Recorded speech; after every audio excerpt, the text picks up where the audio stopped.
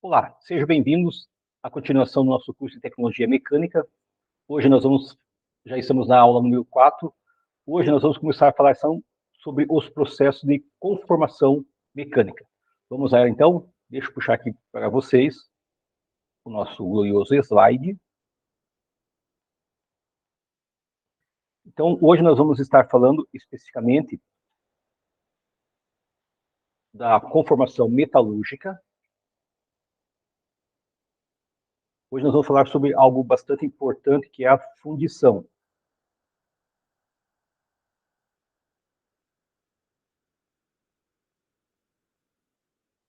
Então, só deixa eu dar um passo a passo para vocês. Então, dentro do nosso organograma, você viu lá que tem a conformação mecânica. Aqui poderia até estar só escrito conformação, certo? Porque, na verdade, o termo conformação, ele se refere a uma mudança de estado, uma mudança de alguma coisa. Então, quando você muda, você conforma conforme a tua necessidade, certo? Então, por que você está fazendo esse curso? Você quer mais conhecimento, você quer adentrar numa indústria, uma metalúrgica de ponta, certo? E usar esses conhecimentos. Então, na verdade, você está também fazendo uma conformação, porque está tendo uma mudança de mentalidade, de pensamento. Então, quanto mais conhecimento nós buscarmos, mais argumentos nós vamos ter. Nós podemos, então, falar de frente, né? Quando acontecem situações no nosso trabalho, é o que vai acontecer para vocês. Obviamente, vai entrar lá como operador, né, de processo de produção, mas a tua tendência é crescer, principalmente fazendo novos cursos, certo? Então, uma forma também de conformação, você vai conformar conforme a tua necessidade, né, do que você quer para a tua vida, ok? Vamos lá, então. Essa conformação, então, é subdividida em conformação metalúrgica e mecânica, tá? Só lembrando que, quando se fala em mecânica, nós falamos sobre usinagem. E no processo metalúrgico, é um processo de transformação de um estado do material para um outro. Por exemplo, você já imaginou como que é transformado uma chapa, um tubo, em qualquer material, certo? Claro que no caso, quando a gente fala em metalúrgica, nada de falar de tubo de ferro, certo? É tubo de aço, certo? Ah, existe tubo de ferro fundido? Até existe, certo? Mas não é algo que é corriqueiro, algo que industrialmente é fácil de fabricar e barato também, tá? Muito bem. Então, vamos aqui. No processo metalúrgico, para você entender bem isso aqui, certo? O processo metalúrgico, toda vez que você muda o estado do material, então deixa eu dar um exemplo bem besta para vocês aqui. O que acontece se você pegar uma garrafa PET, certo? Vamos supor, aqui na nossa região de Curitiba, que é frio.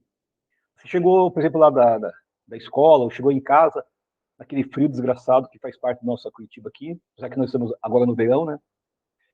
Você quer esquentar teu pé, daí você esquentou água, né? Colocou na garrafa PET para esquentar teus pezinhos. Só que a água está muito quente. O que vai acontecer com a tua garrafa PET? Você vai perder ela, não vai? Se estiver muito quente a tua água, uma temperatura elevadíssima, ela vai derreter, não vai? Por quê? Porque houve aí uma deformação plástica. Não porque a garrafa é plástico de PET, tá? Não confunda. O termo plasticidade vem de uma mudança de estado que ele não volta mais a ser o que era antes. Então, se você pegar lá essa mesma garrafa PET aí e colocar direto no fogo, você vai perdê-la. Não tem como recuperar mais. Tá? Então, no caso do processo metalúrgico, existe uma modificação de estado que alguns voltam a ser o que era antes e outros não. Mas no caso aí, ó, o único processo que volta a ser o que era antes, que você pode refazer, é a fundição, certo? Então, a fundição, por isso que ela está separada aqui. Então, aqui nós só temos o quadradinho, né, o retângulo, melhor dizendo, né, da fundição. E aqui, ó, na deformação plástica, está lá o forjamento, a laminação, a trefilação, a estampagem e a extrusão. Ok? Por quê? como eu falei, na fundição, que vai ser o assunto de hoje, se por acaso você fundir algo errado, tem como refundir, tem como refazer. Já vamos pegar aqui no exemplo algo para a gente entender melhor. Uma chapa de aço, que é feita então na estampagem. Então você pegou lá uma chapa e dobrou. De qualquer jeito dobrou. Tá? O que acontece se você quiser desdobrar essa chapa? Provavelmente você vai quebrá-la, certo? Ou se você não quebrá-la, ela vai ficar ali com uma certa deformidade.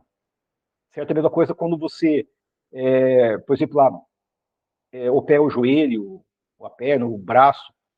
Então, geralmente, onde você quebra, ali onde tem o osso, ele fica mais calcificado.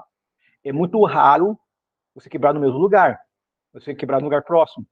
Principalmente se você continuar fazendo um esforço delimitado sobre ele, e ele vai quebrar próximo dele, certo? Então, ele vai perder um pouco de estrutura, certo? Então, é a mesma coisa que acontece então, com as chapas, ok? Então, esses processos de deformação plástica, ele não volta mais a ser o que era antes. Tá. Junto com esses processos metalúrgicos está a solda ou soldagem e a sinterização. Por que você solda alguma coisa? Qual o objetivo de você soldar alguma coisa? Isso mesmo. Você vai fazer uma união, né? Inclusive a solda é chamada de união estável, união permanente. Estável não, isso é coisa de casal. Mas a solda é uma união permanente. Por quê? Você não vai fazer soldar algo com algo para desmontar. Geralmente, quando você solda algo, é para sempre, né? Muito bem. Já na sinterização, você está juntando material, né? Então, você vai, principalmente as ferramentas as pastilhas de metal duro, certo? Elas são sinterizadas. Então, o processo dela é que você vai comprimi-la, certo? É como se fosse lá uma paçoquinha, tá? E é um doce de amendoim que você vai prensa, né, amendoim e açúcar, para, né, a sua satisfação pessoal, ok? Muito bem, então, para a tua satisfação pessoal, vamos começar então a falar sobre o processo metalúrgico. Então, observe que aqui tem uma separação aqui, certo? Tá? Então, para cá é o processo metalúrgico, fundição. Dentro da deformação plástica, os processos de forjamento, laminação, perfilação, extrusão e estampagem. A solda também é um processo. E a sinterização também é outro processo. Ok? Vamos a ela então. Esse nosso primeiro é a fundição.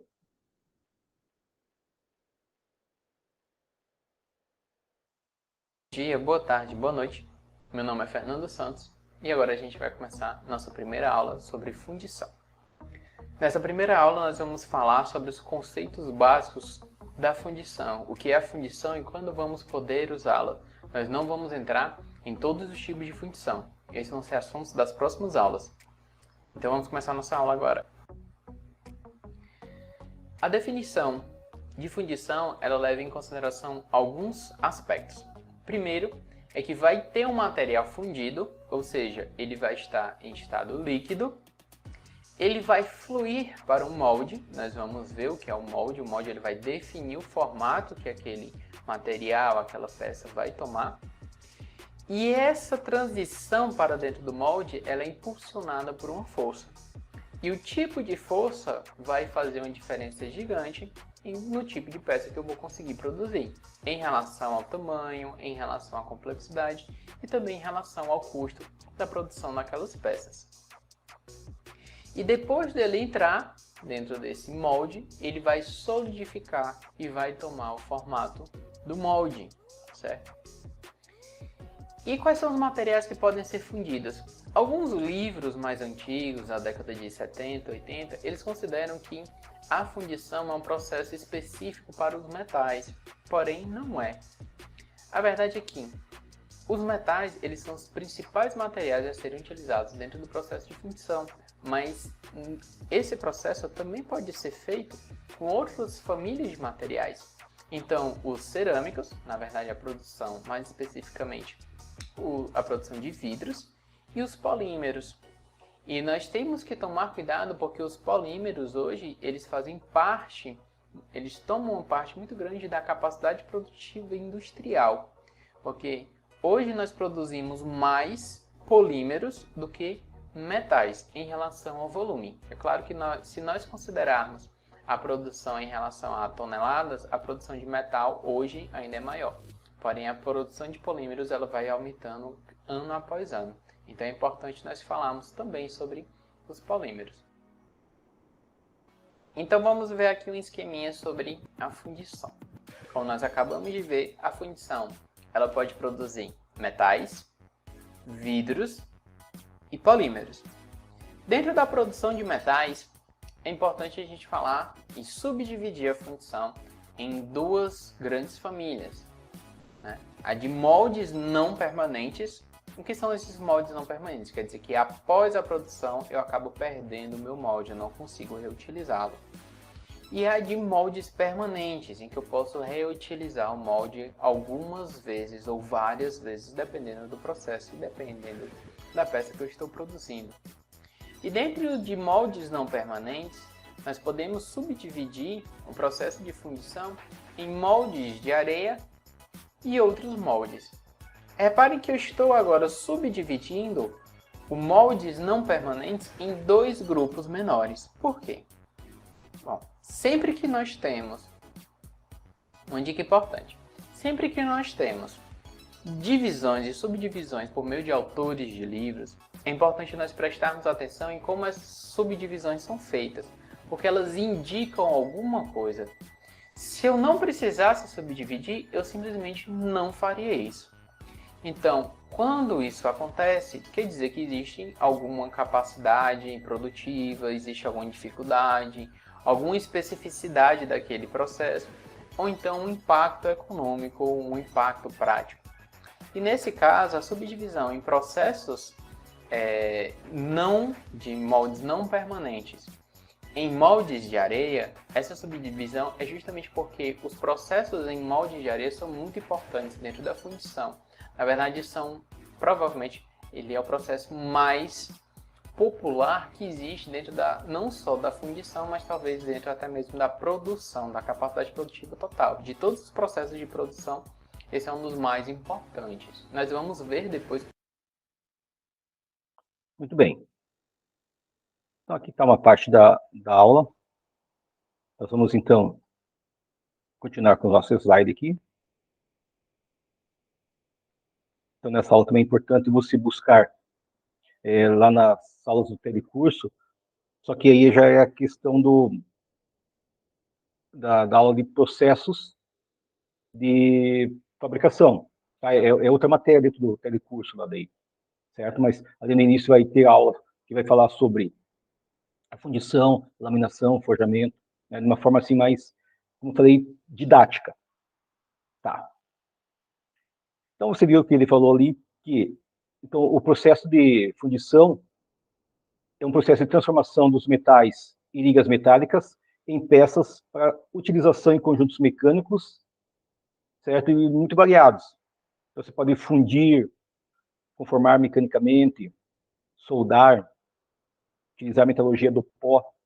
Já vi essa metalurgia do pó, não é o que você está pensando aí, tá? E usinar o metal, tá? O que é fundir alguma coisa? É a mesma coisa que se eu estivesse, então, colocando lá uma forma e colocando algum líquido dentro dela. Esse líquido, geralmente, ele é quente, e você espera esfriar, ou também pode ser frio. Geralmente, ele é quente, certo? Quando é, no caso dos aços, por exemplo, né, dos ferros fundidos, por exemplo, tá? Então, aqui, nós temos um bloco de motor. Imagine se você fosse usinar esse bloco de motor. Então, como você ainda não teve aula sobre o que é usinagem, então imagine se você fosse fazer essa peça usinando. Então, aí vai entrar furadeiras, a máquina furadeira, certo? A máquina fresadora, ok? Para você fazer um corpo só, não teria como, assim que fosse uma máquina CNC, daí tudo bem, tá? Então, é um processo bastante complexo, não é? Esse bloco de motor. Então, o que você faz? Você vai fazer, então, uma forma ou duas, certo? Já mencionou duas. e você vai juntar esse material. Então, você vai ter uma cavidade chamada de cavidade macho e fêmea. Você vai juntar os dois, certo? Ou você pode ter todo um molde dentro de uma caixa e vazar esse material líquido, no caso um alumínio, por exemplo, certo? E você vai ter, então, uma peça fundida. Essa parte aqui, no caso do desenho, aqui da figura, desse bloco de motor, essa parte mais lisa aqui, ela foi usinada. Daí sim, você vai estar com as ferramentas de corte para limpar, para dar o acabamento à tua peça, certo? Então, é por isso que, depois da fundição, ela parte para usinagem, ok? Mas vamos supor que você fez esse bloco de motor aí e errou alguma medida. Tem como recuperar esse bloco? O bloco em si não, mas você pode refundir novamente, certo? Então, por isso é um processo chamado de processo elástico, ok? Tá. Você vai aprender também em desenho a ler e interpretá-lo. Ontem eu falei para vocês sobre corte. Ontem não, né? Na última aula, melhor dizendo. Então, nós temos aqui essa peça, que é parecida com essa outra aqui. Essa é a mesma função. Então, por exemplo, na construção civil, se trabalha com uma coisa chamada de mão francesa. O que é mão francesa? É quando você tem uma base, vamos pegar como exemplo a mesa de casa mesmo. Então, tem o tampo da mesa, geralmente tem as 4 pernas, certo? E para quê? Se você começar a colocar algo muito pesado sobre a tua mesa, a tendência dela é flambar. Então, você precisa do quê? Colocar uma sustentação por baixo, para que quando você coloque algo em cima, ela não envergue, não flambe. Isso também acontece com as paredes. Então, toda vez que se junta a parede, a tendência é que ela abra. Então, geralmente você coloca, então, essa mão francesa lá na civil. Na mecânica, nós não chamamos de mão francesa, nós chamamos de nervura. Então, observe que o que é nervura? Observe esse desenho aqui de baixo. Então, nós temos essa base e temos esse triângulo aqui, certo?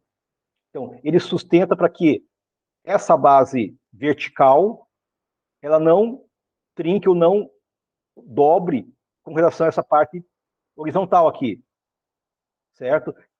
Se você colocar só essa nervurinha aqui no meio, ela dá sustentação? Sim, com certeza. Então, tanto faz fazer dessa forma aqui, ou dessa aqui. É a mesma peça, tem a mesma função. Qual a diferença? Essa aqui vai ser mais pesada. Por quê? Porque ela vai ter mais massa, né? Mas tanto faz fazer essa forma aqui, como essa aqui, é igual. Esse desenho que você está vendo aqui, ó, é um desenho em perspectiva. A perspectiva me dá uma ideia do que é a peça.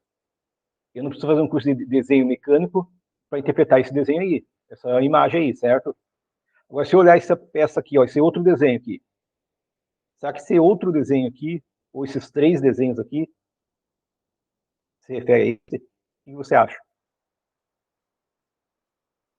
Sim. Tá? Só que tem um detalhe aqui. Preste atenção que eu sei que é meio confuso aqui. Eu havia falado para vocês que existe o corte em desenho e o corte da usinagem. Você ainda não aprendeu, talvez, a ler e interpretar o desenho, tá? Mas aqui, ó. Imagine que você está cortando essa peça aqui bem no meio aqui, tá? Pegou lá uma faca e quer cortar bem no meio aqui essa peça. Quer separar as duas.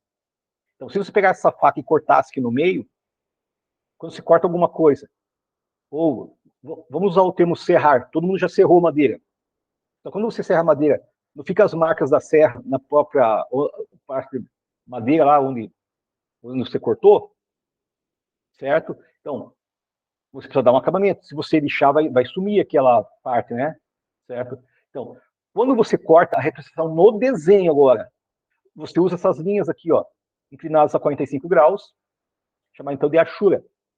Então, toda vez que você vê um desenho que tem essas linhas equidistantes aqui, ó, o teu desenho está representado em corte.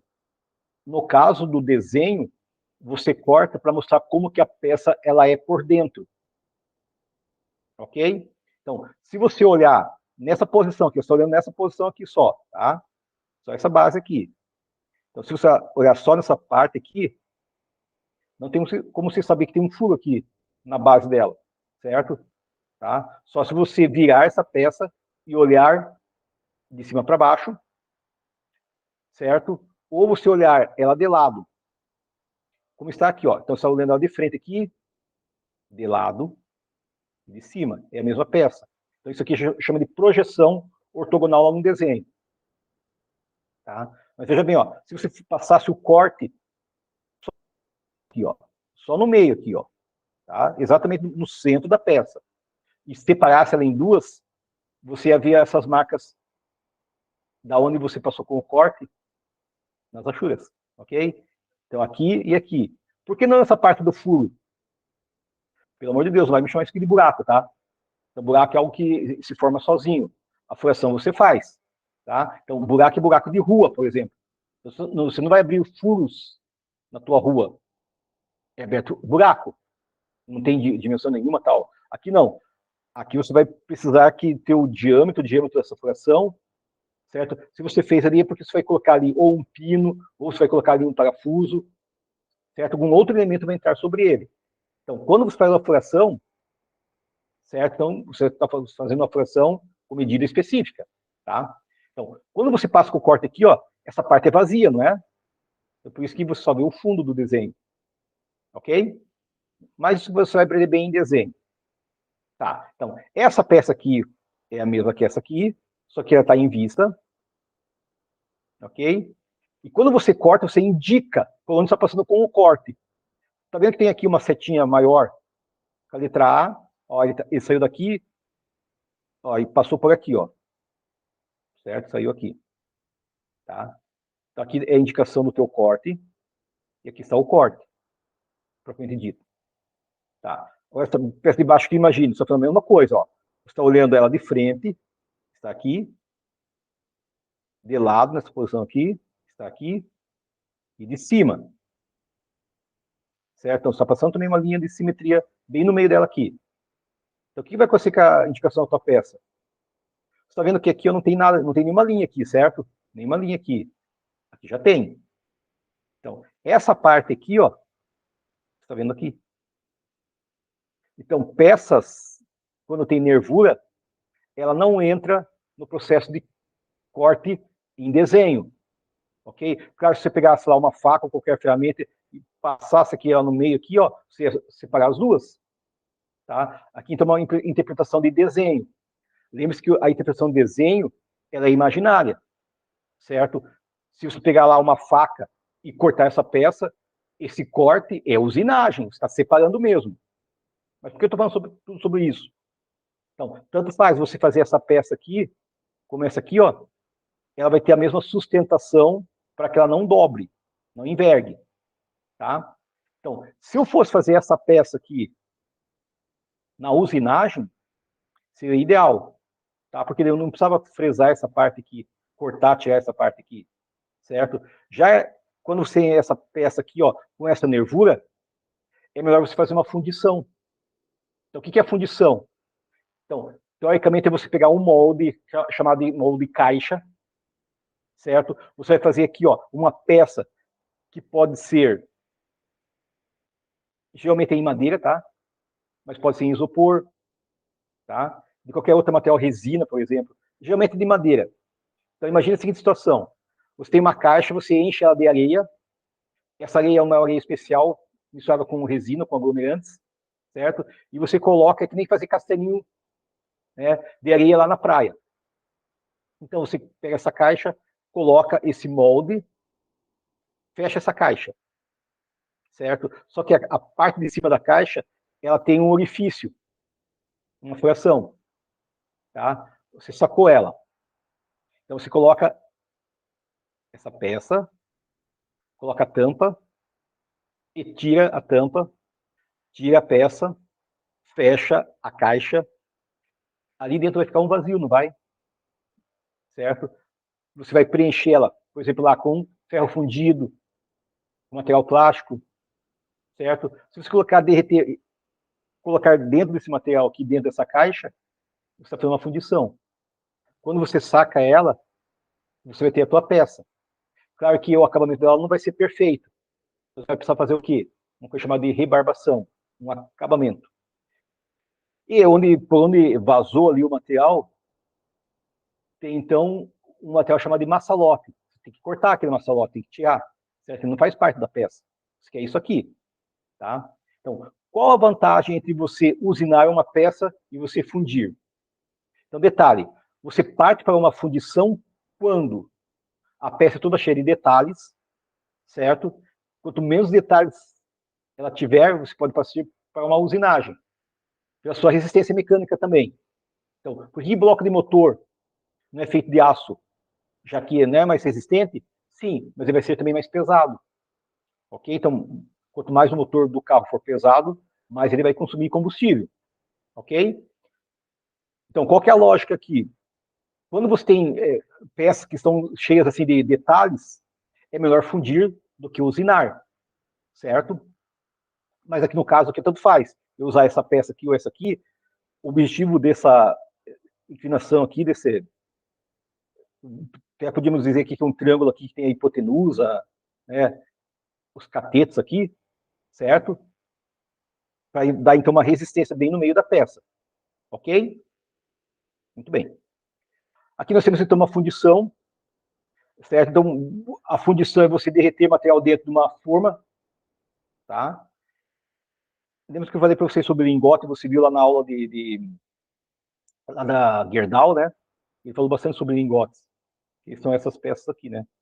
Essas estão saindo aqui de forma alaranjada, aquela está com mais de 1000 graus Celsius, bem mais, certo? Ela vai transformar então em lingotes, aqui no caso, lingotes de alumínio.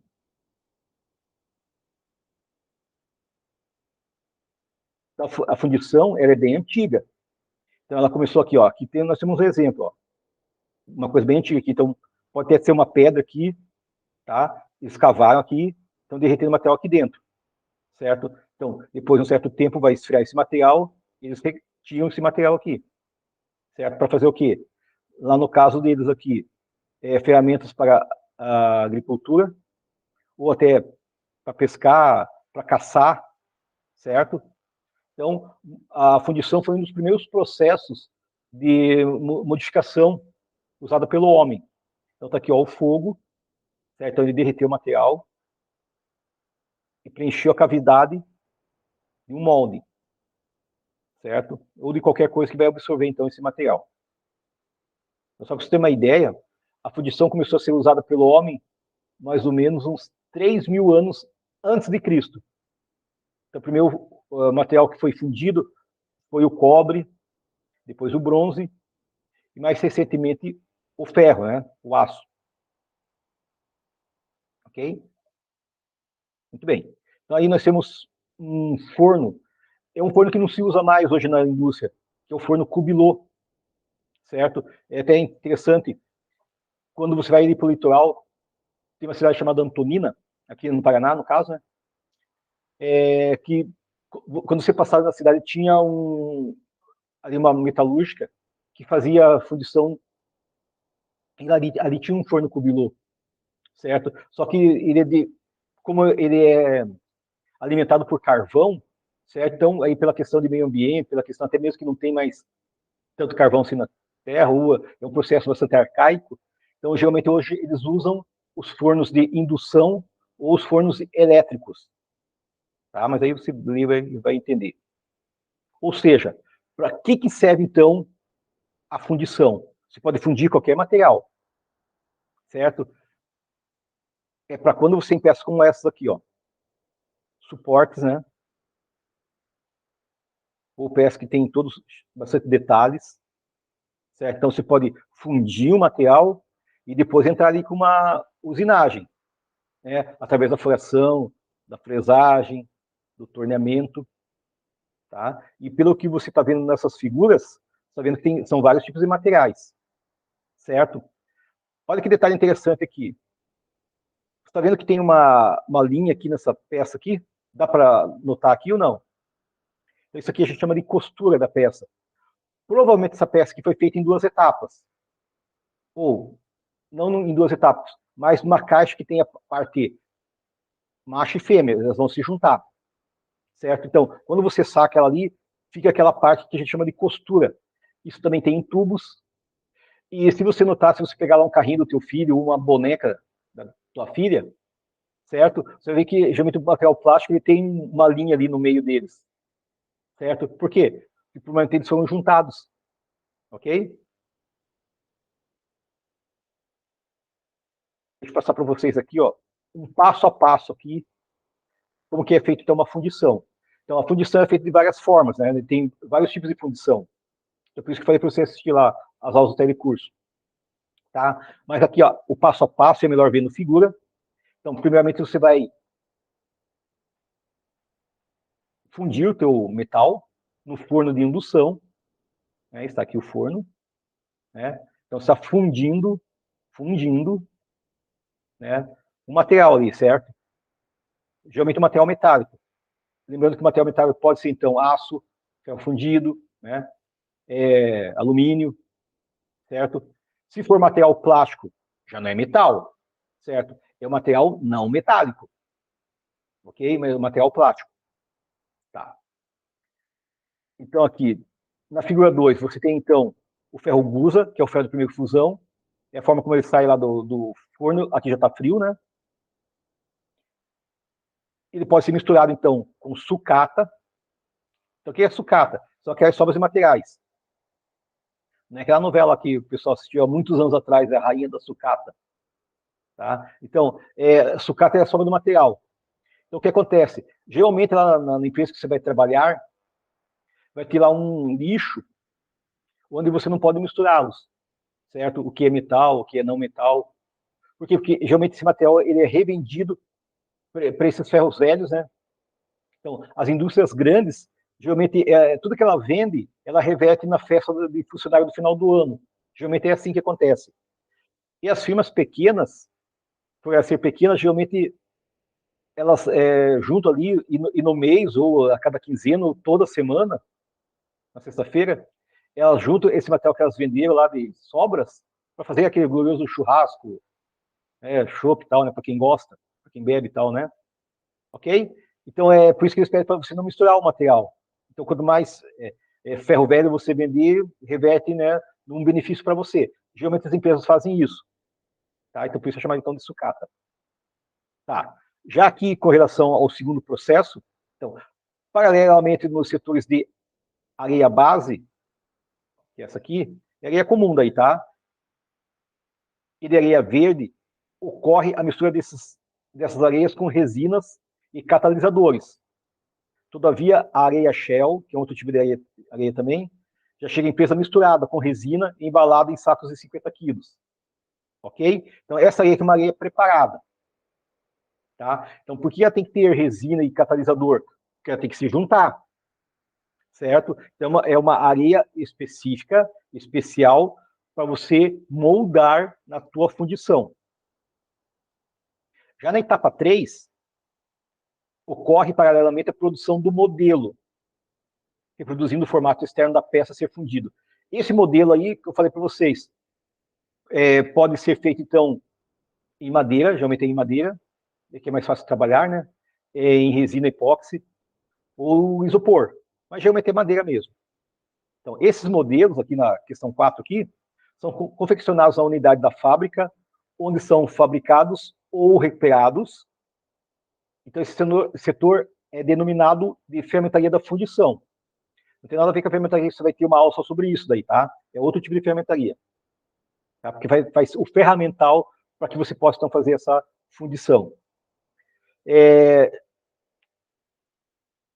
Esse modelo, às vezes, também é chamado de macho para fundição, tá? Tem o macho para roscar, que é uma ferramenta de corte. Então, por isso que eu falei para vocês, o que mata a gente não é a matemática, é o português, tá? Porque quando eu falo em modelo, eu tenho certeza que já pensou lá numa Gisele Bündchen e tal, né?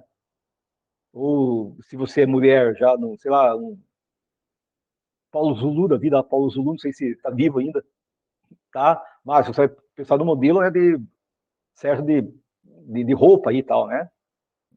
Tá? Mas vamos aqui então a questão 5. Os moldes aqui da figura 5 são fabricados de areia e o setor onde são preparados é denominado modelagem ou moldação. tá? Então, toda essa parte aqui, ó, já é a areia que ela já foi impregnada ali, foi prensada para receber aqui o modelo, tá? Então, aqui nós temos um macho. Macho não para roscar, macho para fundir.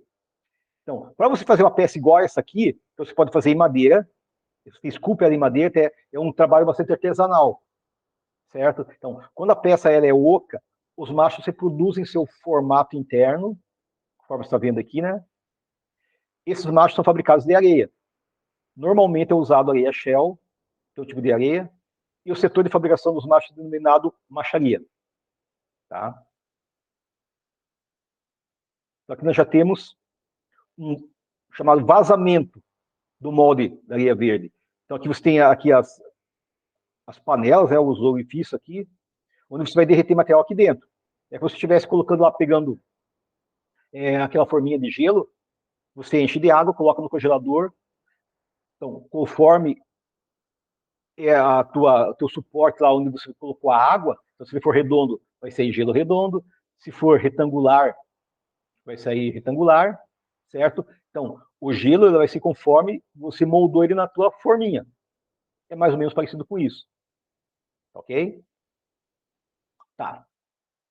Então, e por último aqui, tem a etapa dos moldes de areia que são desmontados à base de golpes de instrumentos metálicos, tipos marretas.